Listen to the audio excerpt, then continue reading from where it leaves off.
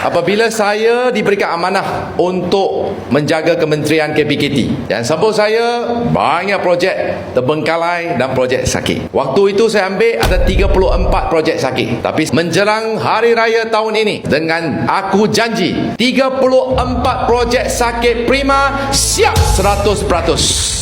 Ramai memang datang berasa sangat teruja.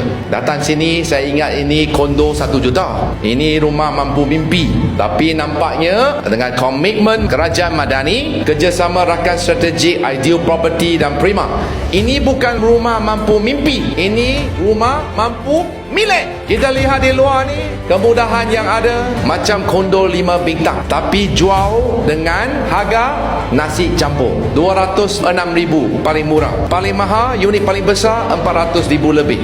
Dan pada masa yang sama, bila harga mampu milik, kualitinya okey. Saya dah cek projek ini, Q6 score CIDB mencapai 79 points, lebih kurang setanding dengan kondo-kondo 4-5 bintang. Apabila saya diberikan amanah untuk menjaga Kementerian KPKT, yang sambut saya bukan projek macam ini. Yang sambut saya banyak projek terbengkalai dan projek sakit. Waktu itu saya ambil ada 34 projek sakit. Tapi saya berasa amat bersyukur menjelang hari raya tahun ini, dengan aku janji oleh CEO baru Brian Iskandar, menjelang hari raya tahun ini bulan 3, 34 projek sakit prima siap 100%.